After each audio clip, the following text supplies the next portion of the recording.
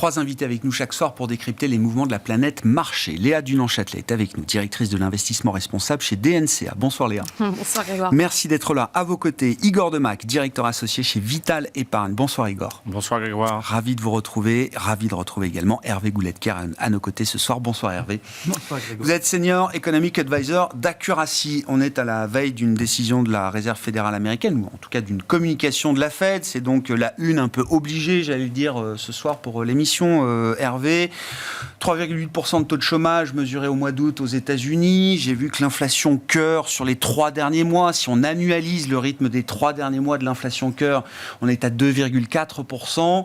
Est-ce que c'est le soft landing historique que tout le monde espère, ou est-ce que c'est encore un risque de mirage, peut-être, d'atterrissage en douceur ? Le soft landing, on en parle plus qu'on en voit. Réussir un soft landing... On en a vu qu'un, on m'a dit, 95. Oui, ça dépend si vous... il y a les softish landing aussi, où vous tangentez zéro, mais vous n'êtes pas vraiment en récession. En fait, le soft landing, c'est un Graal qu'on n'atteint jamais. Donc, est-ce qu'on l'aura ? Vraisemblablement pas. Si on parlait de cycle, on ferait mieux de dire... Il y a une alternative entre une phase d'expansion tardive ou alors une récession, un début de récession. Bon, ça serait une divine surprise si on avait un soft landing. Mais en fait, dans les deux chiffres que vous avez mis, on voit bien le rapport contradictoire. Vous nous dites d'une part, il y a un taux de chômage qui est vraiment, vraiment bas.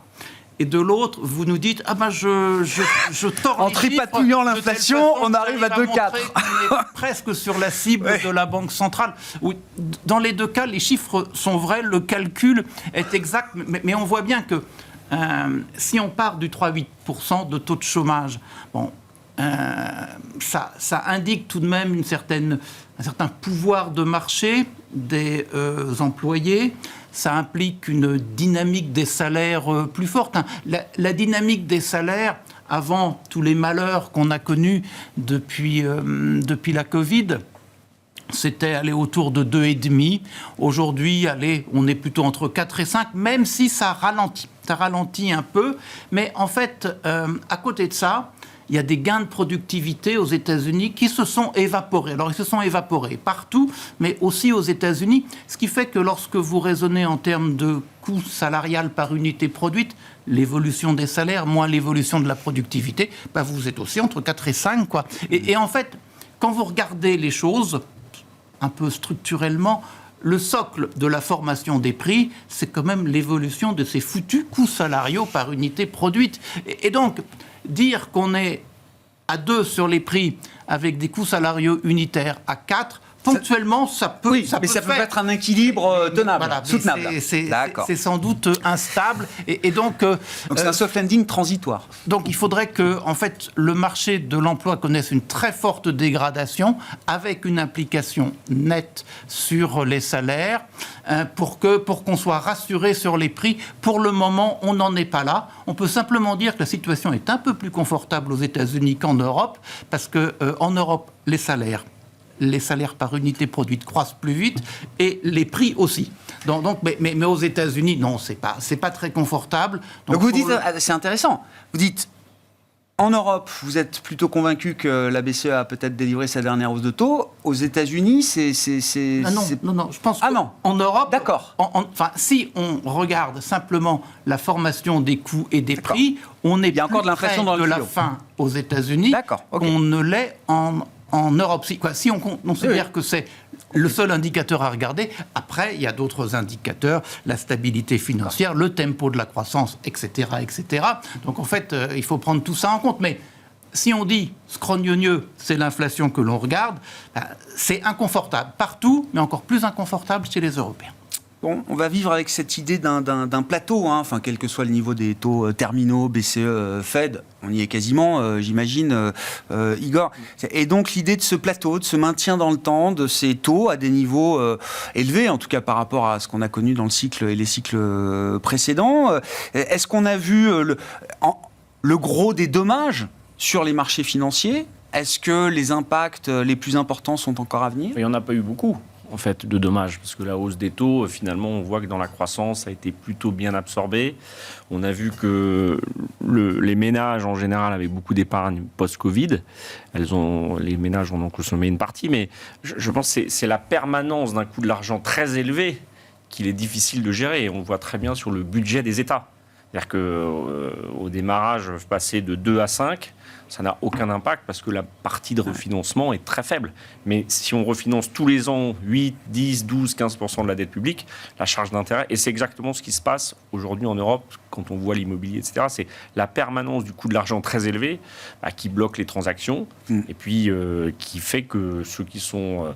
il n'y a pas beaucoup de taux variables, mais en tout cas, le coût de l'argent pour financer l'économie devient de plus en plus punitif. Donc, je ne pense pas qu'on l'ait encore vu. Et sur la situation globale, États-Unis, Europe, on a toujours les États-Unis qui sont en avance par rapport à notre cycle, parce qu'ils font les choses avant, entre guillemets, ils connaissent les crises avant, puis ils ont un potentiel économique qui est bien plus fort. Mais moi, ce que je remarque, c'est qu'il y a des grandes perturbations des prix très différenciés. En Chine, on est en déflation, on est en surinflation au Royaume-Uni. Aux États-Unis, ils la contiennent par rapport à l'Europe. Et ça, cette perturbation des prix, ça donne lieu à des arbitrages. Mais globalement, ce n'est pas très bon pour une croissance mondiale parce qu'elle n'est plus synchronisée. Donc, chacun tire dans son coin avec les outils qu'il a. Mais globalement, le renchérissement du coût de l'argent, ce n'est pas un bon signal pour des économies qui vivent de manière publique ou privée sur l'endettement. Et sur le plan de la stabilité financière, vous dites qu'il faut rester vigilant aujourd'hui. On a eu l'épisode SVB en mars aux États-Unis. On parle beaucoup moins du secteur des banques régionales américaines, qui a été un des endroits où ça a craqué. Et il y a peut-être d'autres segments de marché à surveiller. Mais les mortgages sont très portés par les banques régionales. Et le taux du mortgage est passé de, 4 à 7 aux États-Unis. Il y a les pertes potentielles sur le portefeuille d'actifs qui avoisinent 550, 600 milliards de dollars. Donc c'est toujours un secteur qui est, certes bien contrôlé parce qu'il a été identifié comme risqué. Et puis, globalement, de toute façon, on est dans les États de la zone euro, révision de croissance à la baisse, donc on va aller chercher des économies. Alors, je ne sais pas trop où on peut faire les économies en France, parce qu'on ne donne que de l'argent public à qui on demande. Et donc, on voit bien que les budgets sont très contraints. Et je vous rajouter la crise migratoire, qui est un coût supplémentaire pour la zone euro, par exemple. Donc, on va être dans un environnement contraint. C'est pour ça que la croissance mondiale, en 2024, on est plutôt sur une décélération qu'une accélération. Et donc, les marchés financiers, c'est une question de dérivés première et seconde. Donc, si on n'accélère pas, voilà, on a des marchés qui sont assez étals et ils reflètent assez bien, moi, je trouve, cette situation. Et puis, on ne parle pas encore des profits des entreprises, mais là où ils ont bénéficié de l'inflation, au détriment des ménages, c'est peut-être en train de se retourner aujourd'hui. Quel est le commentaire un peu global pour cette rentrée encore, Léa? Effectivement, l'idée que le système économique, financier va devoir vivre pendant quelques mois, quelques trimestres peut-être, avec ce niveau de taux atteint par les banques centrales en septembre 2023. Oui, alors ça, c'est finalement c'est une situation nouvelle. Tout le monde pensait effectivement d'un point de vue de la courbe des taux tout simplement, et d'ailleurs c'est dans les cours pour l'instant, qu'on allait avoir rapidement une baisse des taux. Je n'y crois pas vraiment et je pense qu'on s'installe durablement dans cette économie avec des taux de refinancement qui vont être beaucoup plus élevés. D'un point de vue marché financier pur et marché en particulier action, ce qui est intéressant quand même, c'est que ça va offrir un peu de visibilité en termes de valorisation, puisque on a eu de cesse que de modifier le taux dans nos méthodes finalement de valorisation. Et là, on va au moins en avoir un à peu près stable. Quand bien même il est durablement élevé, il va être un peu plus stable. Ça va donner une forme de visibilité juste sur ce sujet-là. Ça, c'est une première chose et ça va peut-être aussi faire décélérer les attentes très négatives sur les secteurs à longue duration qui ont beaucoup souffert. Ça, c'est pour la partie un peu action. Après, sur ces refinancements qui sont plus compliqués, je pense qu'on est qu'au tout début en réalité. D'ailleurs, on voit les taux de refinancement aux États-Unis pour les petites entreprises qui explosent. Ça vient juste d'arriver. Beaucoup d'entreprises avaient anticipé cette hausse des taux, comme les investisseurs, finalement, comme tout le monde. C'était écrit, donc avaient refinancer en amont. La phase maintenant de reprise de la dette sur les niveaux actuels, c'est le tout début. C'est le tout début. Et quant à l'inflation, alors qui est mon sujet phare, on en a parlé, je pense, pendant 1 an et demi. Est-ce qu'elle est transitoire? Est-ce qu'elle n'est pas transitoire? Moi, je reste convaincue que cette boucle inflationniste, on est quand même bien rentré dedans. J'ai du mal à la voir s'arrêter. Et j'ai du mal à la voir s'arrêter de par la partie salaire, notamment. Ouais. C'est une des questions qui est posée aujourd'hui par le syndicat de l'automobile aux États-Unis. Il n'y a pas que la question salariale, il y a la question de la transition vers l'électrique, de ce que ça va coûter en emploi, de la représentativité du syndicat s'il y a moins d'employés, etc. Mais il y a aussi, et avant tout même, la question des salaires. Cette histoire n'est pas terminée, donc, aux États-Unis. Et alors ça, c'est presque inquiétant, parce qu'il y a 18 mois, on a commencé à voir les premières renégociations salariales dans les pays anglo-saxons, donc États-Unis et Angleterre essentiellement. Ça s'est transféré ensuite en Europe. Et là, on revient à nouveau aux États-Unis. Donc, c'est les 3 gros constructeurs automobiles qui, avec leurs syndicats, réclament une augmentation qui est colossale. Je vais juste rappeler les chiffres. 40% sur les 4 prochaines années. Ça fait 10 ans par an en moyenne, dont ils réclament 20% dès la première année. Ils ne se sont pas parvenus à un accord, c'était à la fin de la semaine dernière. Et je crois que Chrysler, via du coup Stellantis, avait quand même proposé 20%, ce qui est loin d'être négligeable. Alors, l'impact financier sur les entreprises elles-mêmes est relativement faible. La dernière grève de ce type-là date de 2019, ça concernait Ford. Et effectivement, il y avait eu 6 mois de grève assez intense, qui avait coûté quelques milliards sur le dernier trimestre.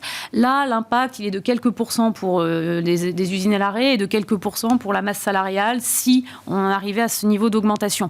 En revanche, moi, c'est le signal qui m'inquiète. C'est-à-dire que si toutes les industries commencent à s'y mettre, on a vu l'airlines, le transport aérien, on a vu la logistique, on a vu la partie retail, et si tout le monde revient à la charge avec des augmentations de salaire pour suivre le coût de la vie, ça va devenir compliqué. En tout cas pour l'inflation.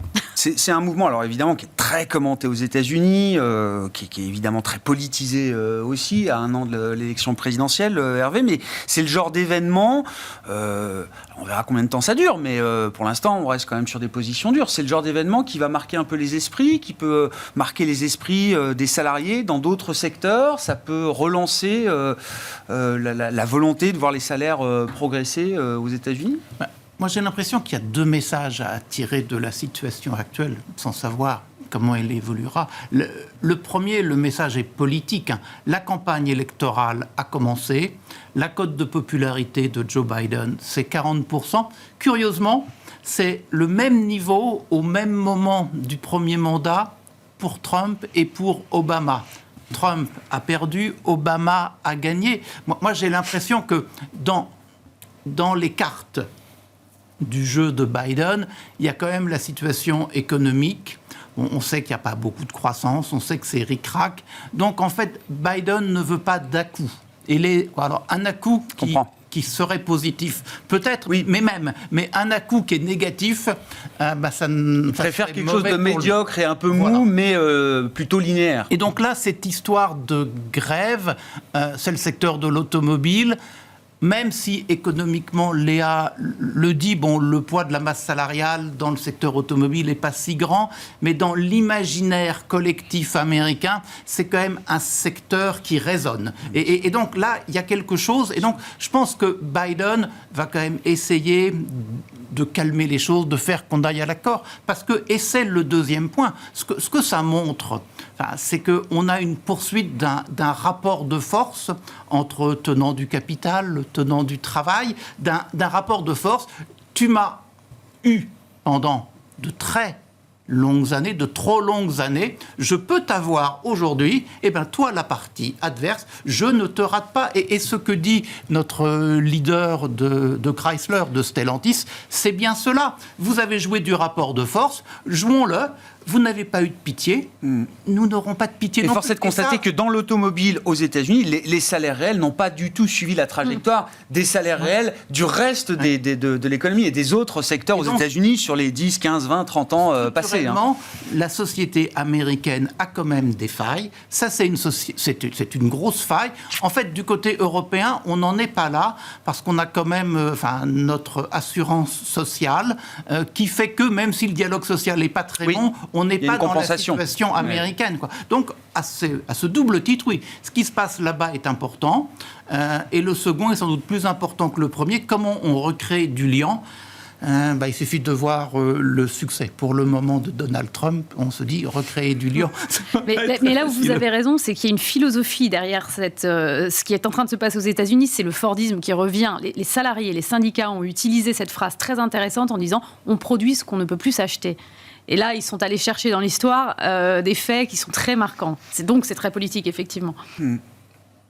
Igor, je ne sais pas, sur l'automobile américaine, si ça vous intéresse. Est-ce que c'est bon pour Tesla? Est-ce que c'est bon pour d'autres constructeurs? L'automobile, on lui a collé sur le dos une rupture technologique telle qu'on a demandé aux producteurs, aux constructeurs de premiumiser leurs véhicules et leurs produits. Ce qui est vrai, c'est que les employés ne peuvent plus acheter, et beaucoup de personnes, entre guillemets, médianes, ne peuvent plus s'acheter des véhicules à 50, à 60, 70 000 euros. Donc oui, après, le phénomène de grève aux États-Unis n'est pas si rare que ça. Non. Donc je pense que c'est plutôt la relation capital-travail. Elle est peut-être un peu plus saine là-bas, puisqu'elle est peut-être plus confrontationnelle.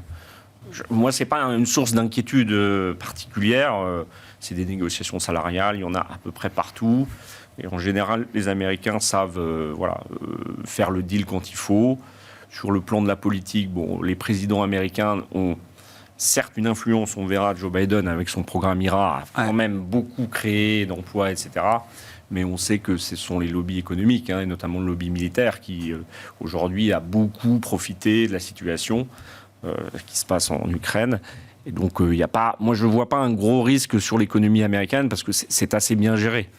On ne parle pas de l'aspect sociétal, socio-démographique. Oui, puis ça se fait à coup de dépenses fiscales et budgétaires quand même soutenues. Le dollar étant très fort, il attire. Pas juste du wishful thinking. Dollar fort, taux d'intérêt élevé. Je veux dire, les États-Unis reprennent toujours la main, à un moment ou à un autre. Et c'est vrai que là, c'est le cas. Donc, on va voir ce que ça donne, la grève, mais ce n'est pas inquiétant. Moi, je ne trouve pas ça si inquiétant que ça. Je suis plus inquiet par la situation européenne que la situation américaine. Je comprends. Dans le paysage global, même avec la grève américaine dans l'automobile, vous dites que ça reste quand même le pôle d'attraction aujourd'hui évident pour les investisseurs.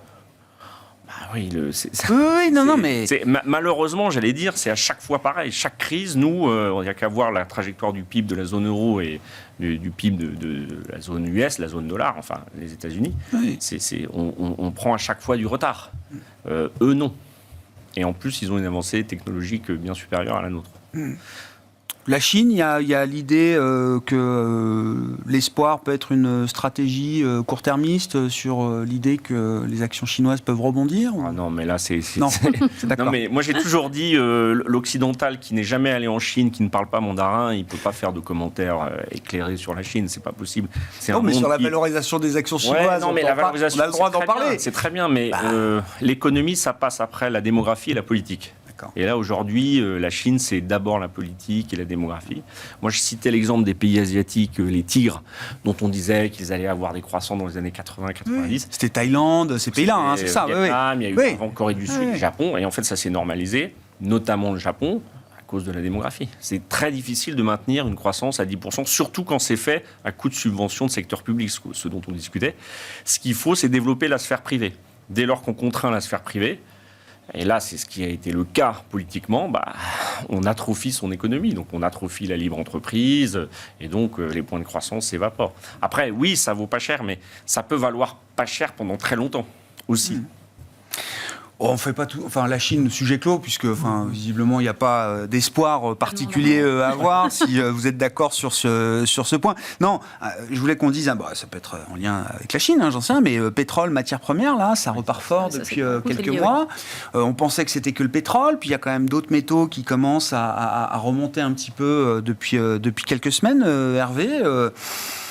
Alors évidemment, quand on est à 95, tout le monde call $100 sur le pétrole, on y est, donc voilà. Mais comment ça s'inscrit là dans le jeu macro des prochains mois, des prochains trimestres? En fait, on essaie de nous dire que ce qui se passe est économique. C'est-à-dire que, en fait, qu'est-ce que vous voulez que je vous dise? Il y a trop de demandes, c'est de votre faute. Donc voilà, en fait, en gros, la production de pétrole, au moment où on parle, on doit être autour de 100 millions de barils jour. Moi, le chiffre que j'ai, c'est 99,9. Le chiffre que j'ai en tête. Et puis, on nous dit, mais vous vous rendez bien compte qu'en fin d'année, on sera à 103 millions de barils jour au niveau de la demande. Bien malin qui peut dire ce que sera la demande de pétrole en fin d'année, tant on a du mal à voir ce qu'il en est de la croissance. Alors, oui, mais c'est la Chine, vous avez vu, les derniers chiffres d'août, ils sont meilleurs. Non, tout ça, c'est risible. À mon avis, il y a deux choses qui sont objectives. La première, c'est les stocks. Les stocks aux États-Unis, c'est là où on les suit les mieux, avaient beaucoup baissé pendant l'été. C'est l'été, on fait de l'air climatisé et on roule. Bon, n'empêche que le dernier chiffre sur les stocks de produits pétroliers, il remonte. Donc ça, c'est un signal qui irait à rebours de la hausse, et puis, et surtout, il y a la géopolitique du pétrole. Ah bah bien sûr. Oui. Et en fait, le point central, il est là. La géopolitique du pétrole, eh bien, c'est l'axe de l'OPEP+, en fait, l'axe entre l'Arabie Saoudite et la Russie. Aujourd'hui, les deux ont un intérêt à avoir un prix du pétrole élevé. Les deux sont à des degrés extrêmement différents, plutôt en froid avec les États-Unis. Et les deux, eh bien, sont en chaud avec la Chine, alors là encore, à des degrés différents. Voilà la situation. Donc, c'est une situation qui est contre l'Occident. Alors, politiquement contre les États-Unis, il n'y a pas de doute, et économiquement et indirectement contre l'Europe. Quoi. Parce que, en fait, la grande zone qui n'a pas son indépendance énergétique, alors il y a la Chine, mais c'est une autre histoire, c'est l'Europe, et ne pas avoir d'indépendance énergétique au regard de l'histoire. Et là, je dirais, les crises énergétiques et les conséquences économiques, c'est tout à fait clair. Pas avoir son indépendance énergétique, c'est un gros problème.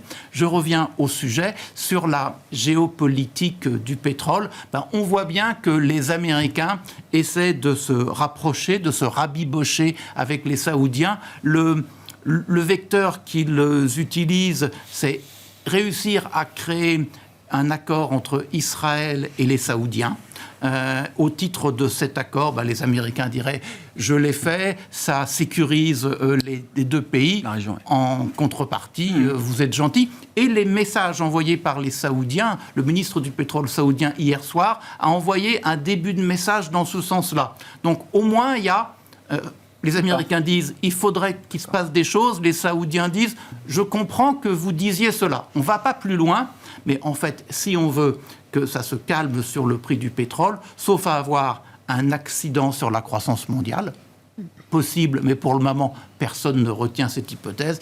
Il faut que ça bouge sur l'échiquier géopolitique. Je comprends. Espérons. Oui. Bon, pétrole, c'est... La guerre, c'est inflationniste. Ouais. Et là, il y a une guerre entre deux blocs avec un pays intermédiaire, entre des producteurs, enfin la Russie notamment, et des consommateurs, l'Europe. Là, les États-Unis sont autonomes, mais donc moi je dirais que la meilleure nouvelle qu'il pourrait y avoir pour la croissance mondiale et les prix du baril, c'est l'arrêt de la guerre en Ukraine.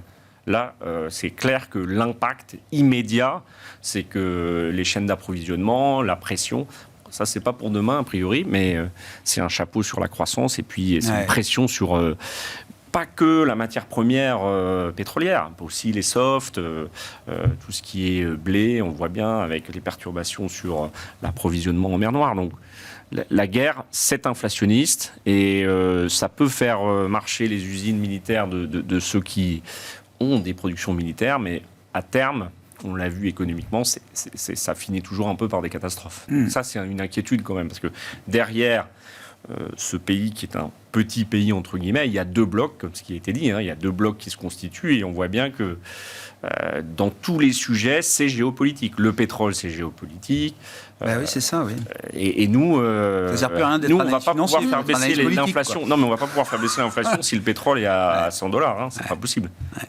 Donc ça maintient la pression sur la BCE, sur les taux, le risque toujours d'en faire une de plus, sociale, etc. Que l'essence en France, je ne sais pas si vous vous souvenez, mais c'est quand même un sujet très, très acrimonieux entre le pouvoir public et puis les consommateurs.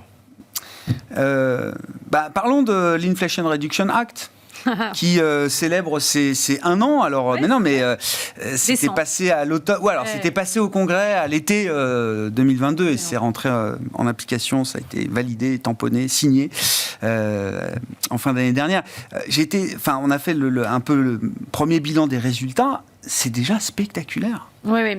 C'est pas des projections à 30 ans, encore une fois, et c'est pas de la méthode Coué, quoi. C'est déjà là, ancré dans les territoires américains. Bien sûr. Non, mais alors, c'était, on l'avait dit, de toute façon, une mesure extrêmement incitative pour les entreprises. Et d'ailleurs, à la fois, ce qui est proposé en termes d'incitation budgétaire était énorme, largement amorcé, très vite amorcé. Et en plus, les entreprises, du coup, ont rajouté au pot d'elles-mêmes. Donc, ça y est, la machine Les est effets lancée. multiplicateurs sont encore plus importants que ce qu'on Absolument. imaginait. Par contre, et ça, c'est ma grande déception, force est de constater que ça ne paye pas en bourse. Non. Ça ne paye pas en bourse. C'est-à-dire que les investisseurs n'adhèrent pas au sujet, on va dire, du green aux États-Unis. C'est un des secteurs, je pense, le green et en particulier les énergies renouvelables, dont la performance est la plus mauvaise depuis le début de l'année. Même en Europe. Enfin, Alors, je veux en dire. Europe, oui, mais il y a d'autres secteurs, c'est moins flagrant. D'accord. Les baisses aux États-Unis et la période de la saison de publication des résultats. Alors, comment vous l'expliquez ? Alors, il y a beaucoup d'explications et elles sont plutôt logiques en réalité. Alors, première chose, qu'est-ce qui a souffert ? Le solaire souffre moins que l'éolien aux États-Unis, en particulier l'éolien offshore. Et il y a une raison à ça, qui n'est pas neutre, c'est que pour faire des éoliennes en mer et pour les maintenir ensuite, il faut des bateaux. Et ces bateaux, c'est les mêmes qu'on utilise pour l'industrie pétrolière. Donc il y a une concurrence sur les prix dans la logistique de cette industrie qui est phénoménale. Ouais, je comprends. Et c'était mal anticipé. Ça, c'est la première chose. La deuxième Ça abîme la rentabilité de ces projets, quoi. Complètement. Voire ça les fait disparaître. Absolument. Deuxième sujet de rentabilité, et c'est en lien avec notre discussion sur les taux,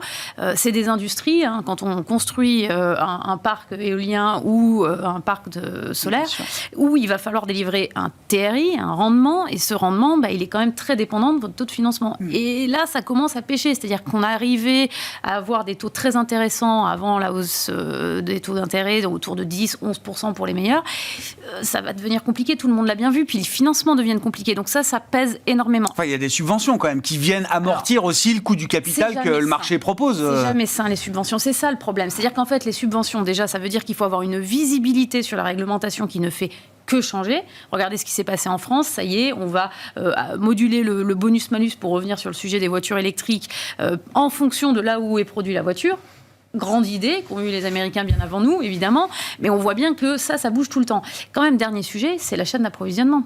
Là, on va revenir à la Chine, et malheureusement, elle coûte extrêmement cher, voire il y a des ruptures, et donc c'est très compliqué de continuer à approvisionner. Donc tous ces acteurs se retrouvent dans une panade, passez-moi l'expression, qui fait qu'aucun investisseur n'a envie d'y toucher. Pourtant, c'est là où ça devient intéressant, ils en voulaient tous il y a 2 ans, et les multiples étaient 2 fois plus élevés.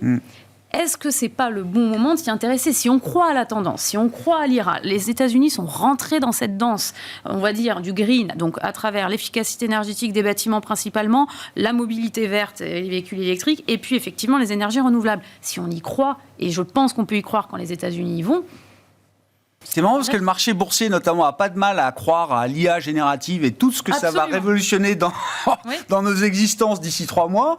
Et sur des sujets comme ça, lourds, hyper documentés, où toute la recherche est déjà là, où tous les rapports ont été faits, il y a ah bah oui, mais non. Et la rentabilité existe. Rappelez-vous les discussions qu'on a eues sur l'intelligence artificielle. Est-ce qu'elle sera régulée, oui ou non ? Je suis convaincue que oui. Donc il ne faut pas imaginer que les rentabilités qu'on peut espérer soient tout à fait exemptes de nos régulateurs. Et le business model, le modèle d'affaires, il n'est pas vraiment clair. Sur les énergies renouvelables, franchement, c'est relativement clair. Sur les bâtiments, oui, c'est clair aussi. On a moins de doutes quand même, oui. Le véhicule électrique, c'est peut-être là où c'est un peu plus compliqué. Mais enfin bon, globalement, c'est des business éprouvés. Donc il n'y a pas de raison. Donc c'est peut-être le moment de s'y intéresser. Vive l'IRA, Igor ? Non, mais enfin, c'est... Vive l'IRA, oui, non. Référence à des choses un peu différentes. Mais... non, vive oui. Il y a un secteur qui est très capitalistique, donc quand les taux d'intérêt sont élevés, le réflexe naturel du boursier, c'est de le décoter. Ouais. Bon, après, sur les industries d'énergie renouvelable, on voit bien qu'elles ont du mal encore à prendre une part très importante dans la production d'énergie. Sinon, le pétrole ne serait pas là où il est. Enfin, bon, je pense que... C'est très hétérogène encore. Il y a des zones avancées. Je crois qu'en Allemagne, ils sont quand même déjà bientôt à 50% produits à travers le renouvelable. La chaîne d'approvisionnement, on pose... parce que c'est bien de dire on fait des panneaux solaires, mais si c'est fabriqué en Chine, on sait qu'en Chine... Voilà, le but de l'IRA, c'est de construire les panneaux solaires aux États-Unis. Je pense que c'est un cycle très long. Ouais. Et ça, la bourse, elle aime bien la rupture technologique, donc l'IA. Je ne sais pas ce que ça donne, mais c'est une vraie rupture, c'est quelque chose qui change, enfin une vraie rupture. Oui. C'est quelque chose de nouveau. C'est pas une rupture en tant que telle par rapport au moteur à combustion, par exemple. Mais bon, là, c'est un temps très long. Donc, et puis, on voit bien qu'on n'arrive quand même pas à régler le sujet climatique comme ça, juste parce qu'on donne des subventions. On voit bien qu'on a des sujets qui sont vers la planète. On est toujours aussi nombreux. Donc, c'est très, très long. Et après, ça suivra les codes de l'investissement boursier, c'est-à-dire le retour sur capital, etc. Donc je pense que c'est trop jeune, vous dites, en fait, pour la bourse, là. Non, mais c'est des temps très très longs. Ouais, les champs pétroliers, ils n'ont pas été productifs en 2-3 ans. L'industrie pétrolière, elle a mis un siècle à être véritablement ce qu'elle est aujourd'hui en termes de rentabilité du capital, du cash, etc. Après, je ne veux pas laisser entendre qu'il y a un désamour du capital privé pour ces thèmes-là, parce que ça se joue peut-être en dehors des marchés boursiers, hein, c'est ce que vous dites aussi. Le temps long, c'est le private equity, c'est l'infra, la dette privée, enfin, vous connaissez très bien ces sujets. C'est peut-être aussi en dehors du marché liquide de la bourse que ça se joue. C'est là où l'argent public a une vraie valeur. C'est-à-dire que lui, l'argent public, il a la vision longue. Le TGV, le tunnel sous la Manche, enfin, il n'y avait pas d'argent public. Mais voilà, c'est là où l'argent public laisse de côté le TRI à court terme. Et c'est pour ça qu'on en a quand même besoin. Et après, l'argent privé prend le relais. Mais les multiples sont... Je pense que quand même, des multiples très élevés, on peut les justifier, mais quand on s'appelle Apple... Quand on est un champ de production d'électricité solaire, pas encore. Oui, puis c'est même pas eux qui justifient les multiples les plus élevés, Apple. Non, il y a pire. En plus, il y a pire ou mieux, j'en sais rien, mais oui. Je prends Apple parce que c'est un symbole pour tout investisseur, mais il y a eu beaucoup de faux démarrages sur, entre guillemets, les renouvelables.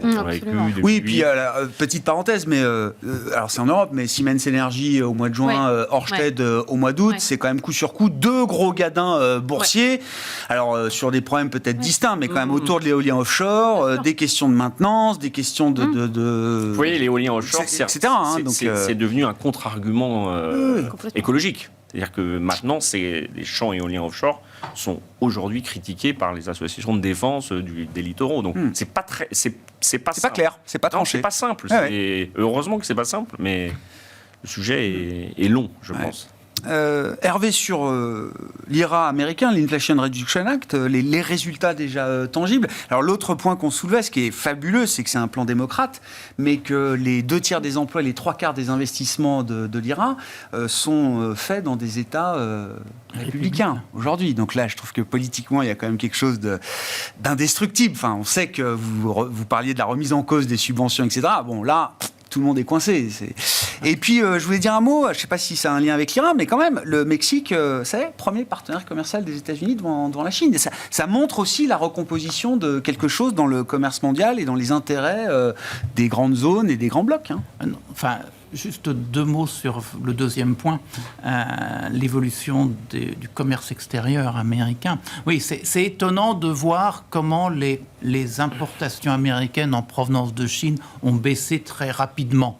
Dans le même temps, avec une position politique assez proche, en Europe, ça continue de monter. Donc voilà, on n'est pas... Nous, on ne peut pas s'en passer. Oui.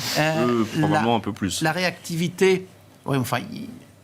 Même en prenant ça, il y a quand même une réactivité chez les Américains qu'on trouve moins chez les Européens. Alors, Walmart, c'était 40% des produits vendus chez Walmart qui étaient fabriqués en Chine. Hein. C'est quand même... Sur le point de l'IRA, moi, si on voit ça de l'autre côté, c'est-à-dire de celui qui subventionne, en fait, il y a quand même un côté, vous investissez et je prends en charge une partie de vos coûts d'investissement. Bref, c'est la caisse de l'État fédéral qui est mise sur la table. Ah, c'est dans la bonne case, allez-y. Donc en fait, si on peut avoir un désappointement en disant les performances actions, elles ne sont pas là, du côté des perspectives de déficit public, est-ce que ça dit peut-être sur le niveau des taux d'intérêt ? Il ne faut quand même pas oublier qu'un taux 10 ans américain a dû prendre 65 centimes pendant l'été. Ce n'est pas un élément de maîtrise des comptes publics, et quand on a des perspectives sur les comptes publics, elles ne sont pas bonnes, et là, ça fait une incertitude qui en fait renforce cette dégradation. Donc là, il y a un point dont on ne parle pas, mais il y a une contrepartie. Il n'y a pas d'argent gratuit. On le donne à certains. C'est l'État fédéral américain, qui n'est pas dans un état financier excellent, qui est en charge d'eux, sachant qu'en même temps, la Banque centrale américaine réduit la taille de son portefeuille de titres d'État. On est quand même à moins 1000 milliards maintenant. Et donc, en fait, ce qui est intéressant dans cette histoire, c'est que sur la montée de notre taux à 10 ans américain. En fait, ce que ça pointe, alors vous pouvez dire c'est la prime de terme qui a monté, vous pouvez dire c'est le taux réel qui a monté. Dans tous les cas, c'est la même histoire. C'est pas du côté de l'inflation. Les anticipations inflationnistes à 10 ans, tout le monde est très optimiste. Ça rentrera dans le rang, à voir. Par contre, ce que ça flèche, c'est quand même la question de la dette du souverain américain. Et en fait, tout ça s'est produit avec un double catalyseur. Le structurel, c'est hop, jusqu'où ira la dette publique. Mais le double catalyseur, ça a été la dégradation de la note souveraine par Fitch. Alors, S&P l'avait fait il y a 11 ou 12 ans, mais on peut dire que les agences mettent du temps à réagir. Et puis, il y a au cours de l'été, les émissions du Trésor américain ont été très, très actives. Donc, il y a eu des catalyseurs, mais la réalité derrière, c'est que, aujourd'hui, on pointe tout de même une situation d'endettement public aux États-Unis sur laquelle on s'interroge. Et puis, il ne faut pas oublier que l'Europe s'est quand même mis dans le sillage. Nous, on n'a pas fait 65 centimes. L'Allemagne a dû faire plus 35 au cours de l'été. Et c'est la même histoire. Oui. C'est les taux réels qui ont monté. Oui. La prime de terme en Europe, je ne sais pas exactement ce qu'elle a fait. Mais j'ai quand même l'impression qu'aujourd'hui, le marché obligataire nous envoie un message qui dit inflation dont on ne sait pas exactement si elle refluera ou pas, taux d'intérêt dont on nous dit maintenant qu'ils vont rester élevés plus longtemps que ce qu'on croyait. Et charge de la dette qui augmente. Question sur la dette publique. Tout ça est assez cohérent, mais pas confortable. On a oublié finalement que l'argent public devait se rembourser à un moment. Ça fait plusieurs années, et voire quelques décennies maintenant, malheureusement, qu'on pense on peut. Après, en agrégé, la zone euro revient assez vite dans le rang aussi, dans les trajectoires de finances publiques. Après, État par État, c'est différent. Mais en agrégé, la zone euro, grâce à quelques pays, revient dans les clous assez vite l'an prochain. Mais dans ce cas-là, il y a la question de la gouvernance de la Alors voilà, il y a d'autres primes, il y a d'autres risques qui méritent des primes, effectivement, ou des décotes sur les actifs européens. Qu'est-ce qu'on fait sur les marchés, Léa? Donc, partie action, c'est quoi la logique d'investissement à ce stade? Alors, moi, je reviens en ce moment sur les secteurs qui ont été largement délaissés depuis 2 ans. Donc, les énergies renouvelables, on en a parlé, même si ça reste petit, il ne faut pas se concentrer trop dessus non plus. La santé, il y a quand même beaucoup. On en parle juste après. Ça tombe bien. Tout le monde en parle. J'espère qu'il sera d'accord avec moi. Oui. Mais effectivement, la santé, il y a quand même des perspectives de croissance qui sont là, indépendamment du Covid, qui a été un peu un booster, et de l'après-Covid, qui a été un catalyste à la baisse des multiples. Bon, moi, je considère quand même qu'on est sur des acteurs relativement défensifs, qui, dans des périodes un peu compliquées, peuvent... Ça a bien tenu cet été, la santé. Oui, mais c'est justement c'est ça le signal qui nous a donné le marché depuis 2 mois, on ne sait pas trop où on va. Donc je pense que ces 2 secteurs-là qui, moi, me plaisent bien, soit pour leur valorisation, soit pour leur caractère défensif, dans ces périodes un peu illisibles, me conviennent. Les secteurs qui ont du cash, je pense que le message du cycle actuel, c'est privilégier la liquidité. Donc partout où il y a de la liquidité qui est rémunérée, que ce soit dans la classe d'actifs actions, dans des entreprises qui ont accumulé et qui sont des modèles économiques qui créent du cash flow, dans le taux d'intérêt où on a des émetteurs qui ne sont pas à risque, et puis sur la liquidité pure, c'est ça le message d'investissement. Donc ça veut dire qu'il faut balayer les 3 marchés, cash, obligations, actions, avec le prisme de la liquidité, et donc pas de risque bilanciel. Oui, il peut y avoir des accidents de parcours de bénéfices, de croissance de bénéfices ou de plans stratégiques mal compris comme la Société Générale. Mais quand on fait le cumul de l'argument de liquidité et de la valorisation, je pense qu'on est bien même pour attendre. On n'a pas de risque à attendre et à être sur des classes d'actifs très liquides, puisque maintenant, il y a une prime à la liquidité. Alors qu'avant, il n'y en avait pas. Il y avait une prime à l'illiquidité. Hervé, un mot sur la santé en fait partie. Un mot sur les marchés où vous voyez le plus de risques aujourd'hui, effectivement. Alors, moi, je reviendrai sur la question de l'allocation d'actifs. Quelle classe d'actifs on doit privilégier? Bon, si on dit le soft lending, c'est très compliqué. Bon, soit on reste avec une croissance un peu inflationniste, et dans ce cas-là, oui, il faut privilégier les actions, le crédit et les titres d'État. Il faut faire attention. Soit vous vous dites ça durera pas et on aura un accident, on aura une récession, et dans ce cas-là, c'est les titres d'État qu'il faut privilégier, et le reste, pour le moment, il faut faire très attention. Et en fait, moi, ce qui me gêne beaucoup, c'est que avec l'incertitude qu'on a aujourd'hui, est-ce que vous privilégiez un scénario ou l'autre ? En fait, vous vous dites les probabilités doivent être relativement proches. Quoi. Et donc, je trouve qu'il y a un inconfort au niveau de la privilégier un scénario plutôt qu'un autre, trop tôt ou trop vite, ça peut faire des erreurs. Hein. Les taux, comme vous l'avez bien dit, c'est pour ça que celui qui aura du cash, il pourra traverser la récession. C'est vrai. Merci à vous trois. Merci d'avoir été les invités de Planète Marché ce soir. Léa Dunan-Châtelet, DNCA, Igor Demac, Vital Épargne, Hervé Gouletker, Accuracy.